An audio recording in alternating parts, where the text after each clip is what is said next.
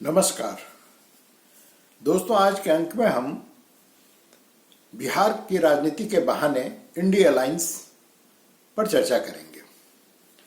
दोस्तों, 2-3 दिन से समाचार माध्यमों में ये खबर आ रही थी कि जेडीयू के जो अभी राष्ट्रीय अध्यक्ष हैं ललन सिंह जी, वो इस्तीफा दे देंगे। कुछ लोगों ने कहा कि नहीं, इस्तीफा दे दिया है। जेडीयू के जो प्रवक्ता थे वो लोग कह रहे थे कि ये जो है गोदी मीडिया के द्वारा फैलाया हुआ अफवाह है और ये भाजपा का षड्यंत्र है। ललन सिंह इस्तीफा नहीं देने जा रहे हैं या ललन सिंह ने अभी तक इस्तीफा नहीं दिया, इस तरह की बातें कर रहे थे और उनको करना भी चाहिए था। लेकिन अंततः आज ललन सिंह आधिकारिक रूप से अपने पद को त्याग दिए और उनकी जगह पे नीतीश कुमार जी फिर से जेडीयू के राष्ट्रीय अध्यक्ष बन गए और इस पर हम चर्चा थोड़ी देर में करेंगे।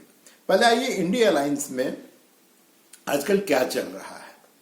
इंडिया अलायंस, जैसा कि आपको पता है कि कांग्रेस द्वारा समर्थित कई करीब, कुछ लोग कहते हैं कि 28 है, कुछ लोग कहते हैं 29 है, पता नहीं कितने दलों का ये एक अलायंस है। इस अलायंस में पूरब में अगर ममता बनर्जी हैं तो पश्चिम में शरद पवार और उद्धव ठाकरे जैसे बड़े नेता हैं। लेकिन इंडिया अलायंस को प्रतिदिन झटका पे झटका मिल रहा है, राजनीतिक झटका उनको मिल रहा है। कल ममता बनर्जी ने यह स्पष्ट कर दिया कि कलकत्ता में या पश्चिम बंगाल में मैं अकेले ही चुनाव लड़ूंगी, मेरे साथ और कोई दल नहीं होगा। अलबत्ता वो इंडिया अलायंस की सदस्य रहेंगी, उनकी पार्टी इंडिया अलायंस में रहेगी, लेकिन उनका कहना है कि न तो मैं वामपंथी को एक सीट दूंगी और न ही कांग्रेस को एक सीट दूंगी, यहां पर मैं अकेले ही भाजपा का मुकाबला करूंगी। तो भाई, एक ऐसा अलायंस है, जब आप अपने अलायंस पार्टनर के लिए एक भी सीट छोड़ने को तैयार नहीं है तो इसको किस तरह का अलायंस आप कह सकते हैं। उनका कहना है कि मैं अकेले ही चुनाव लड़ूंगी। हाँ, अलबत्ता मैं भारत के अन्य भागों में, अन्य राज्यों में इंडिया अलायंस के जो भी सहयोगी दल है उनके समर्थन करूंगी। अब आप खुद सोचिए कि ममता बनर्जी का राजनीतिक प्रभाव पश्चिम बंगाल के बाहर किस राज्य में है? कहीं भी नहीं है। तो वो एक तरह से गठबंधन में रहते हुए भी गठबंधन से दूरी बना रही है। अब पश्चिम भारत में आइए तो वहां पर उद्धव ठाकरे हैं। पहला खेल तो शरद पवार जी ने किया। उन्होंने कुछ दिन पहले कहा कि भाई ऐसा है कि मैं खड़गे जी को इंडिया अलायंस का प्रधानमंत्री उम्मीदवार नहीं मानता हूं। अप्रत्यक्ष रूप से कहा, उन्होंने कहा कि नहीं, हम लोग जो है प्रधानमंत्री पद के बारे में चुनाव के परिणाम आने के पश्चात उस पर विचार करेंगे और तय करेंगे। तो जब शरद पवार ने ये पासा फेंका तो उद्धव ठाकरे क्यों पीछे रहते? उन्होंने कहा कि देखो भाई, महाराष्ट्र में 48 सीट हैं जिसमें 23 सीट पर मैं चुनाव लड़ूंगा। अब जब 23 सीट पे वो चुनाव लड़ेंगे तो बचा 25 सीट। तो 25 सीट पे कौन कौन चुनाव लड़ेगा? उसमें पवार साहब हैं, कांग्रेस हैं और एक दो और छोटी मोटी वहां की पार्टियां भी हैं इसमें। तो कांग्रेस ने कहा कि नहीं, ऐसा कुछ नहीं होगा, अभी तय नहीं है। अब यहां पे दोस्तों, मैं आपको थोड़ा इतिहास में ले जाता हूं। एक जमाना था ये उद्धव ठाकरे का, ये जलवा था कि बीजेपी राष्ट्रीय पार्टी होते हुए दिल्ली के बड़े नेता, अमित शाह जैसे बड़े नेता मुंबई जाया करते थे और वहां पर इनके साथ में पार्टी ये समझौता करती थी कि कौन कितने सीट पर लड़ेगा। अब आज का ये दिन देखिए कि उद्धव ठाकरे दिल्ली जाएंगे और वहां जाकर के ये सीट शेयरिंग पर फैसला लेंगे। और मैं दावे के साथ कहता हूं कि इसको कोई भी इंडिया अलायंस में इसको 15 सीट से ज्यादा नहीं मिलने वाला है। ये कुछ भी कर ले और जीतने वाला 1 या 2 सीट है। जो अभी तक वहां पे राजनीतिक समीकरण बन रहे हैं उसमें ये हाशिए पे जा चुका है। अभी कुछ दिन पहले पंचायत चुनाव हुआ, उसमें चौथे नंबर की पार्टी रहा है। इसके लिए जो पुराना इसका जो पहले जिन जगहों पे इसका पंचायत में इसका प्रतिनिधि हुआ करता था वो सारे सीट बचाना मुश्किल हो गया। उसके जगह पे जो शिवसेना से टूट करके जो नई शिवसेना बनी है उसको इससे कई गुना ज्यादा सीट मिली। उसको सिर्फ शिवसेना या एनसीपी से ही ज्यादा सीट नहीं मिली। भाजपा और शिवसेना का जो टूटा हुआ ग्रुप है, इन दोनों ने मिलकर के वहां पर पंचायत चुनाव में जबरदस्त प्रदर्शन किया है। और इस स्थिति में उद्धव ठाकरे अगर ये इंडिया अलायंस को कहे कि भाई हमको 23 सीट दो, कौन इसको 23 सीट देगा? ये इनका दिवा स्वप्न है और इसके सिवा और इसको कुछ नहीं कहा जा सकता है। तो इंडिया अलायंस के 2 विकेट कमोबेश गिर चुके हैं। गिर इस तरह से चुके हैं कि कोई ये नहीं कर रहा है कि हम अलायंस को छोड़ देंगे, या मजेदार चीज है, कोई ये नहीं कर रहा है कि हम अलायंस को छोड़कर बाहर निकल जाएंगे। वो कह रहा है हम तुम्हारे साथ अलायंस में तो हैं, लेकिन हम जो है अपना चुनाव अलग पृथक लड़ेंगे और इसमें तुम इंटरफेयर मत करो। तो जब कोई इंटरफेयर ही नहीं होगा तो अलायंस किस बात का होगा? आपको अब ले चलता हूं नीतीश कुमार जी की तरफ। आपको याद होगा दोस्तों, जब इतिहास की बात कर रहे हैं, 2019 का चुनाव था। 2019 के चुनाव से करीब 1 साल पहले से आंध्र प्रदेश के तेलुगु देशम के जो नेता थे चंद्रबाबू नायडू, याद है ना? याद है कि नहीं कि चंद्रबाबू नायडू नाम का एक नेता हुआ करता था, वो वहां का मुख्यमंत्री भी रहा था। तो उसे भी पता नहीं किस कीड़े ने काटा, वो भी बोला कि मैं नेशनल अलायंस बनाऊंगा और बीजेपी को देश से बाहर ही कर दूंगा, मोदी का कोई वजूद नहीं रहने दूंगा। बड़ी बड़ी बातें कि वो भी सारे राज्यों में घुमा करता था, सारे राज्य में घूम करके उस समय जितने भी विपक्ष के नेता थे उनके साथ में बैठ करके चाय पिया करता था। आज परिणाम क्या हुआ? परिणाम ये हुआ इसके उछल कूद का। मैं बात कर रहा हूं फिर से तेलुगु देशम के नेता चंद्रबाबू नायडू की। उछल कूद का परिणाम ये हुआ कि उनके पार्टी का वजूद ही खत्म हो गया। आज वो किसी तरह से 2-4 एमएलए वाले पार्टी बनकर रह चुके हैं। उनका उनके खुद के प्रदेश में कोई वजूद नहीं है, वो खत्म हो गए। अब आइए, अब वर्तमान में अभी कुछ महीना पहले तक, जब तक तेलंगाना में चुनाव नहीं हुआ था, तब तक दूसरा चंद्रबाबू नायडू बनने की कोशिश कर रहे थे। कौन? केसीआर, जो कि अभी कुछ महीने पहले तक, 1-2 महीने पहले, 1 महीना पहले तक वो तेलंगाना का मुख्यमंत्री हुआ करते थे। उनको भी ये गुमान हो गया कि मैं प्रधानमंत्री बन सकता हूं और मैं सारे दलों को मिला करके एक अलायंस बना सकता हूं। लेकिन उनके जो अलायंस बनाने का जो ख्वाब था उसमें नीतीश कुमार जी ने अड़ंगा लगाया। नीतीश कुमार ने इससे पहले जब वो बीजेपी से अलग हुए, और नीतीश कुमार जी की राजनीतिक मजबूरी है क्योंकि आरजेडी जो लालू यादव जी की पार्टी है, वो इसी शर्त पे इनको समर्थन दिया था, इसी शर्त पे इनको मुख्यमंत्री बनाया था कि ये 24 के चुनाव में, 24 के लोकसभा चुनाव में प्रधानमंत्री पद के उम्मीदवार होंगे और उनका जो लालू जी का जो बेटा तेजस्वी यादव, वो बिहार का मुख्यमंत्री होगा। अब हुआ ये कि इसके बाद से नीतीश कुमार जी चंद्रबाबू नायडू बनने लगे। चंद्रबाबू नायडू बन करके वो भी सारे विपक्षी राज्यों दलों की जहां पे सरकार है राज्यों में, वहां पर ये जाने लगे, उन लोगों से मुलाकात करने लगे। तो सबसे पहले बीजेडी के जो नवीन पटनायक, उन्होंने इसको बड़े ही शालीनता से इनको ना कह दिया। वो इन सब में पढ़ने वाले नहीं है, वो अपने राज्य का, उनको पता है कि उनके औकात क्या, उनकी पार्टी की पहुंच कितनी है, तो वो अपने राज्य के विकास में लगे हुए हैं और काफी अच्छा काम कर रहे हैं। ये कहे तो इनको बड़े शालीनता से किनारे कर दिया गया। लेकिन अन्य दलों के हर वो पार्टी, हर वो राजनीतिक दल जिसके नेता को लगता है कि उसका राजनीतिक अस्तित्व खतरे में, उन सब ने नीतीश जी को भाव दिया। नीतीश जी पूरा उछल कूद करके इंडिया अलायंस को अस्तित्व में लाए। अब इनको उम्मीद थी कि पहले तो हमको कन्वेनर बनाया जाएगा, किसी ने इनको कन्वेनर नहीं बनाया। उसके बाद इनको उम्मीद थी कि हमको जो प्रधानमंत्री पद का उम्मीदवार बनाया जाएगा, वो भी इनको किसी ने घास नहीं डाला। इनको केजरीवाल सरीखे नेता, ममता बनर्जी या किसी ने भी, किसी बड़े नेता, जो बड़े दल का नेता, किसी ने इनको घास ही नहीं डाला, इनका नाम ही आगे नहीं किया। तो ये वहां से भी गए। अब यहाँ पे हो रहा है क्या दोस्तों, बड़े ध्यान से सुनिएगा। इस बीच में क्या हुआ कि लैंड फॉर जॉब के लिए जो केस चल रहा है लालू यादव और उनके परिवार के ऊपर में, और ईडी जो अपना प्रेशर बनाना चालू किया। प्रेशर बनाने से हुआ क्या कि लालू जी को तो कोई अंतर पड़ता नहीं है, वो सजा पहले से सजा अपना है, अगर वो फिर से जेल चले जाते हैं या उनको सजा होती है, उनको कोई अंतर नहीं पड़ता है। लेकिन मुश्किल है उनके बेटे के लिए। अभी वो 30-32 साल का लड़का है, अब अगर ईडी के गिरफ्त में आया, आप सत्येंद्र जैन, मनीष सिसोदिया, संजय सिंह का हाल देख ही रहे हैं कि आप जब पीएमएलए केस में एक बार ईडी के चंगुल में फंसे तो आपका जेल से निकलना बहुत ही मुश्किल है, आप निकलेंगे बहुत ही मुश्किल है, और कम से कम 1.5-2 साल तो आपका जेल में रहना तय है। लालू इस चीज को समझते हैं। उनको लगा कि अगर मेरा बेटा जेल चला गया तो ये जो अभी उप मुख्यमंत्री बना हुआ है वो तो खत्म होगा ही। लालू जी चुनाव लड़ नहीं सकते हैं। उनका जो बड़ा बेटा है वो लालू के नजर में बहुत लायक नहीं है, मैं ऐसा नहीं मानता हूं, लेकिन उनके खुद के नजर में वो बहुत लायक बच्चा नहीं है।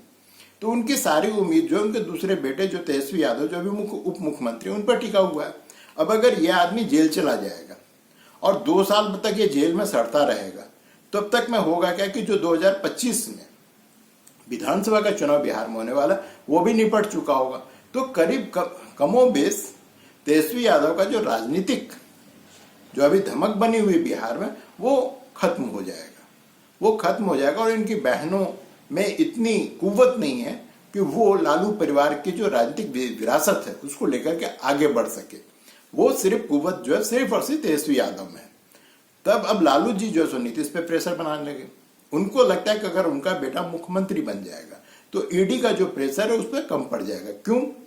वो देख रहे हैं दिल्ली को कि देखो भाई, दिल्ली के मंत्री सब तो अंदर चले गए, लेकिन केजरीवाल अभी भी जेल में नहीं गया है, और केजरीवाल पे हाथ डालने से पहले ईडी को 100 बार सोचना पड़ रहा है। वो ये चाहते हैं कि वही स्थिति बिहार में, अगर बिहार में तेजस्वी यादव अगर मुख्यमंत्री बन जाते हैं तो ईडी से इनका बचाव हो सकता है। अब ये नीतीश कुमार पर प्रेशर डालना चालू किए। प्रेशर इन्होंने कुछ अलग ढंग से डाला। इनको पता था कि नीतीश जी न तो संयोजक बन पाए, जो इनको लालू जी कहते भाई अब दिल्ली जाइए और वहां से जाकर के पूरे देश भर में लोकसभा चुनाव की तैयारी कीजिए और करवाइए, ये अब कह नहीं सकते हैं। प्रधानमंत्री पद के उम्मीदवार वो बन नहीं पाए, तो अब वो मुख्यमंत्री पद तो छोड़ने वाले हैं नहीं।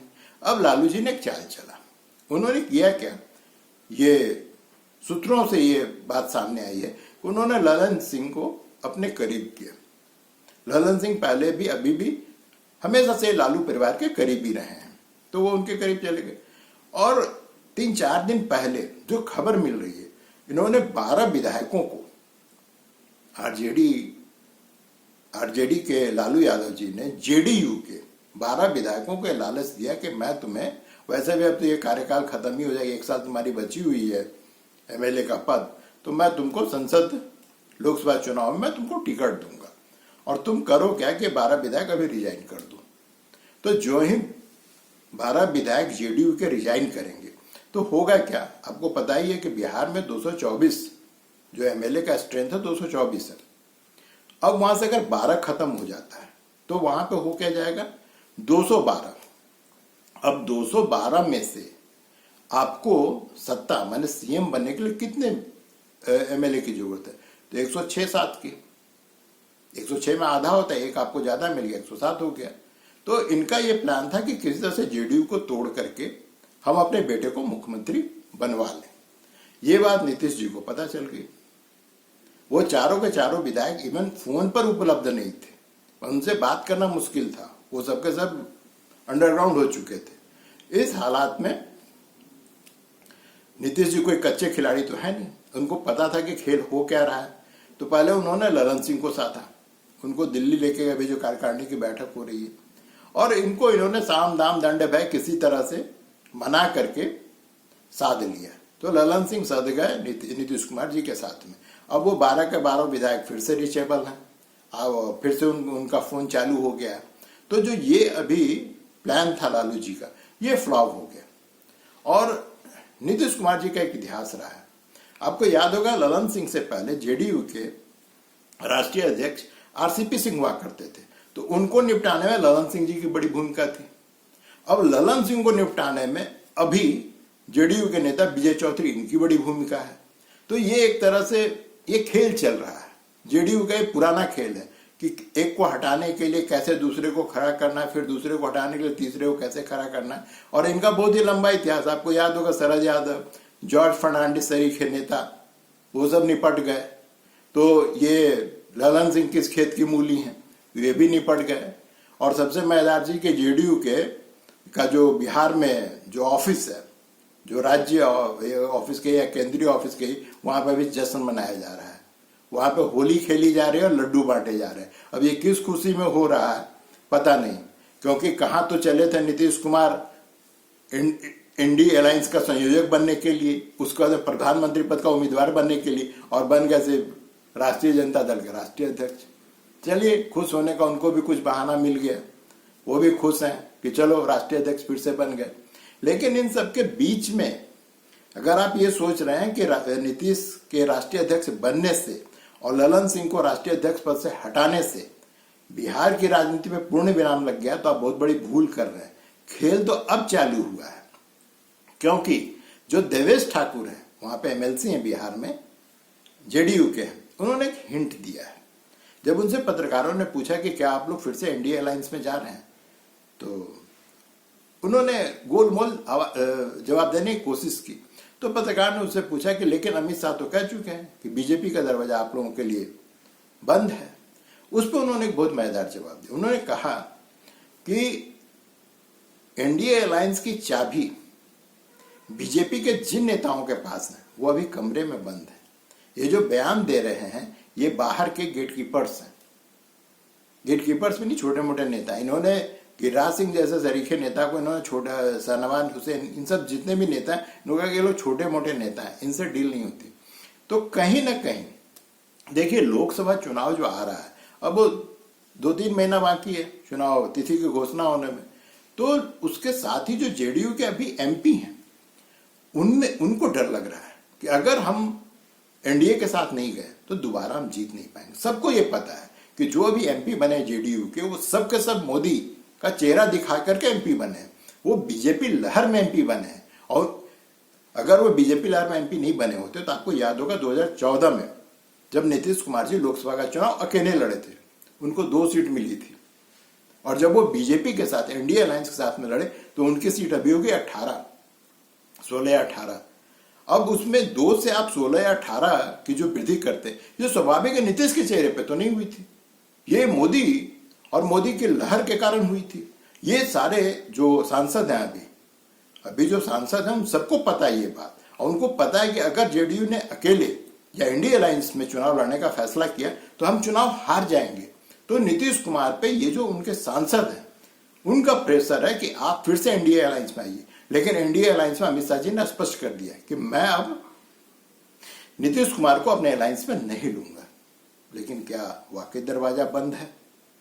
दोस्तों, मैं बार बार कहता हूं कि राजनीति संभावनाओं का खेल है,